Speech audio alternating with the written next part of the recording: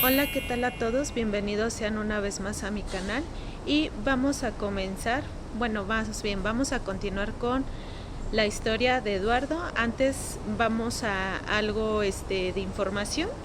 Muy bien, la violencia sexual sigue orientadamente atacando a las mujeres. El porcentaje de reportes conociendo las cifras son a niñas y adolescentes que superan el 96%, y los menores y adolescentes hombres, la creencia es que un niño como hombre comparado con una mujer no tiene la misma repercusión como en ellas, debido a que no hay una sanción social igualitaria. Por eso hay menos reportes en cuanto a los varones. En este caso vamos a seguir con la historia de Eduardo. Dice: acabo de aprender una técnica nueva que quiero aplicar, pero no quise probar sus nuevas técnicas. No volví, porque en aquella sesión 10 años atrás recordé que me había dicho: en la próxima sesión me vas a describir tu cuerpo. Necesito que lo hagas. Eso bastó para que yo regresara. No obstante, Eduardo volvió al consultorio cuando tenía 29 años.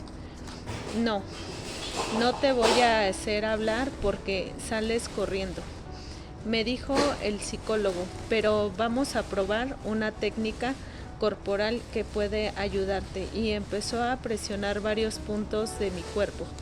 Durante 6 meses estuve yendo. Prácticamente no había más, ni notaba yo algún cambio, pero hoy sé que estaba forzando mi cuerpo a que recordara. En medio de eso se me ocurre hacer un viaje a Europa del Este. Yo era asidua a los libros de guerras, a las lecturas que hablaban de Hitler, a los campos de concentración y la Segunda Guerra Mundial. Admiraba sus estrategias de cómo había sido adelante siendo un niño que había sufrido mucho como vagabundo en albergues sin una educación formal, que había aprendido todo en las bibliotecas. A la llegada seguía llorando, no estaba en buena relación con mi esposa, así que me eché solito todo el proceso. Cuando regresé a México se lo contó todo al terapeuta, que casi grita eureka. Te pasó algo en Alemania cuando eras niño, no sé qué es ni tengo idea de cómo descubrirlo, pero allá pasó algo. O sea, casi 20 años después se le vino de allá de golpe un recuerdo difuso. Intuía que algo había pasado en Colonia, pero no había claridad en lo que pudiera hacer. Hasta entonces nunca había estado consciente de nada.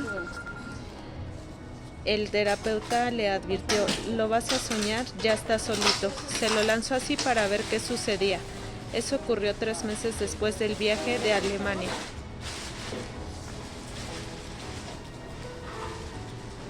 Fue curioso porque mientras vomitaba y respiraba olía alcohol, pero ese olor a borracho me había hecho vomitar. Empecé a tener sueños y siempre aparecía el hombre, sus guaraches, su pene. Y durante el día llegaba como flashback imágenes con olor a alcohol, algo aterrador, imágenes en blanco y negro que luego se coloreaban y vomitaban sin tregua. Me llené de ronchas, era horrible, me sentía tan mal que necesitaba beber y me emborrachaba, y las imágenes llegaban en tropel. Mi cuerpo empezó a reaccionar y cada vez iba recordando más.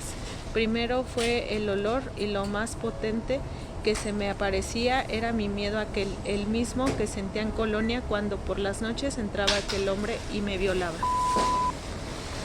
Surgía el enojo, la impotencia, eso era lo más espeluznante.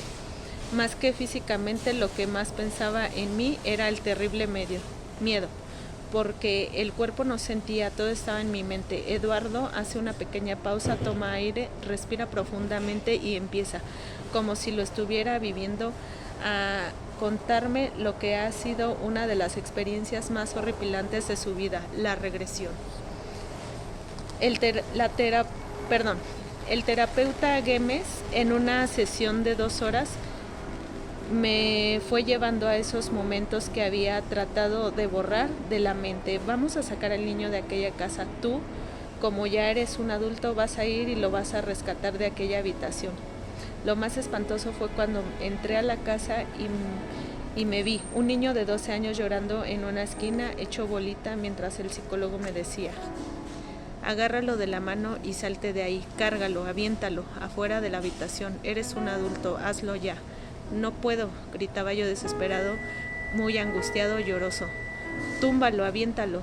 Y yo seguía llorando sin parar, copiosamente. No puedo, vociferaba.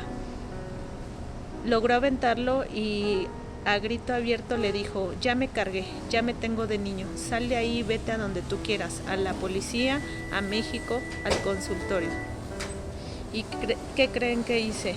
Me fui al hotel donde mis padres me habían entregado a la familia de Colonia. Me acuerdo del candelabro, la alfombra, del peculiar olor de los hoteles europeos, de todo. Vete a otro lado, me decía el terapeuta. No, aquí quiero estar. Aquí me despedí de mis padres, aquí cambió mi vida. Fue mi parteaguas, un antes y un después, donde me sentía seguro antes de que me entregaran a los alemanes. Con ese proceso abrumador las cosas se le fueron acomodando o desacomodando, pero todo cambió de rumbo. Para él, como un renacimiento, una epifanía. A raíz de eso fue un año donde se acabó mi matrimonio. Acabamos de estrenar una casa enorme, bonita, diseñada a nuestro gusto, en la que había invertido $1 millón, porque para ese entonces ya tenía una estabilidad económica. Y de repente a los 30 años se me acabó la vida. Esa que llevábamos no era lo que había esperado. Un duelo muy revoltoso. Le siguió a mi divorcio, mis hijos ya no estarían conmigo. Entendí que cuando nos casábamos yo hice como una escapatoria. Andaba tras una paz interior que nunca llegaba. Con el tiempo, el mismo terapeuta Güemes le pidió disculpas. Le dijo: perdóname, la primera vez que viniste aquí no tenía ni idea. No sé cómo pudo pasar, pero tú saliste solo de esto. Ni el psicólogo se explica qué ocurrió durante aquella regresión, cuál fue el detonante que propició que se viniera todo de repente, en cascada, claramente. Este trabajo terapéutico significó un cambio total en su vida. Se dio cuenta de que estaba obsesionado con el dinero, que se había casado demasiado chico, que se había encerrado en un círculo muy negativo, sin hacer ejercicio, alimentándose mal, fumando mucho, trabajando demasiado, donde lo único rescatable eran sus 2 hijos, lo demás era un desastre. Cuando empezó a ser consciente de la experiencia que me marcó la vida, me di cuenta que necesitaba salir de eso, que necesitaba cambiar mi vida. Dejé todo y me decía: por culpa del abuso perdí a mis hijos, a mi esposa. Ahora sé que todo lo que pasó fue un duro aprendizaje para ser lo que soy ahora con mi fundación. Bueno, algo casi que nunca cuento es que a los 30 años, justo después de que se me revelara todo, quise suicidarme. Había terminado mi guerra y no quedaba nada. ¿Para qué saqué todo eso?, me decía. Vivía solo en mi departamento y empecé a buscar formas rápidas y seguras de suicidarme. Casi en un chat de gente que había intentado matarse. Una chava se había dado un balazo y había quedado en silla de ruedas para siempre. Otro que había ingerido veneno y alcanzaron a llevarlo al hospital y vive merced de una sonda, y así por el estilo. Y mi gritillo en la cabeza me dijo: no, puedes acabar así, mejor no, ya saldré adelante. Eduardo se dio 3 años sabáticos y se dedicó a estudiar todo lo que podía sobre el tema, a leer los libros que encontró sobre ASI, aunque a ratos tuviera que hacer una pausa para vomitar. Empecé a entender más mi problema y sanarlo. Fue entonces cuando el director del colegio me preguntó si quería participar con mi testimonio en primer programa de Iniciativa México, su reality show de TV Azteca y Televisa. Acepté. El reportero Sergio vi que después de escucharme me preguntó, ¿y ya te perdonaste? Recuerdo que dije, me voy a perdonar cuando yo esté haciendo algo por esas víctimas. Salí en todos los canales con la cara cubierta, aunque yo no tenía ningún empacho en que me vieran. Obtuvimos la mejor puntuación. La siguiente etapa era presentar un proyecto social que ayudara a la gente. Como constructor se me ocurrió crear un albergue para niños abusados. Todo el mundo nos apoyó. Llegamos a la recta final de Iniciativa México.